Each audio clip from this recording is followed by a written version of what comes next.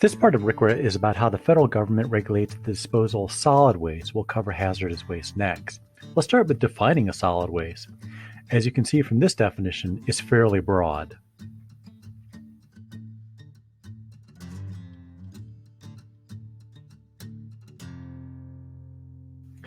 So what's a solid waste? It doesn't have to be solid. It could be a liquid, semi-solid, or contain gaseous material.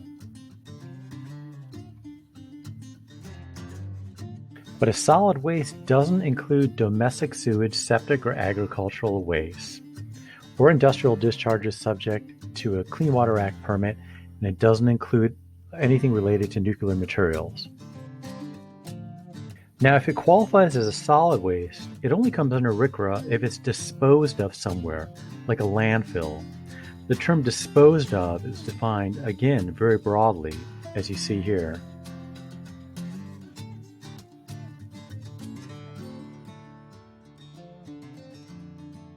One of the first things RCRA did was ban open dumping. This was essentially unregulated dumping of solid waste.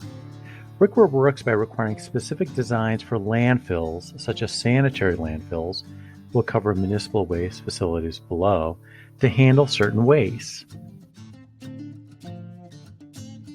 Now, RCRA requires a permit that establishes a specific design for a sanitary landfill. The standard for a landfill is that it must ensure no reasonable probability of adverse effects on health or the environment. Sanitary landfills must meet the following conditions.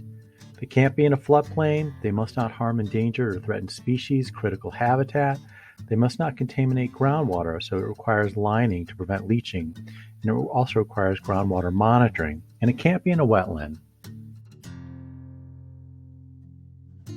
The other type of landfill for solid waste is the municipal solid waste disposal facility. This is where household waste is sent to. It can be publicly or privately owned, and it can include land disposal or incineration. It's defined as follows.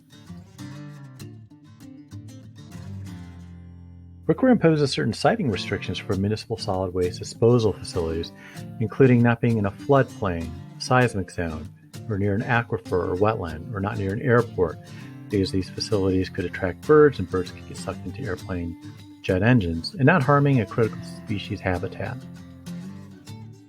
Furthermore, RCRA requires that these facilities also do the following. They have to cover their waste every day with dirt to control things like flies and odors. They have to monitor the methane levels. If it's an incinerator, they have to obtain a Clean Air Act permit. And they also have to put up some type of fencing to prevent people from accessing the site. Once a municipal solid waste disposal facility closes, RCRA requires certain post-closure requirements, including a final cover system to prevent infiltration and erosion, a 30-year plan to ensure the integrity and effectiveness of the final cover, and contingency plans if there's a leak or erosion. Post-closure requirements also include groundwater and gas monitoring to detect leaks, and finally, financial assurances to cover costs of closure, post-closure, and corrective action, such as in a trust, a bond, or a written guarantee.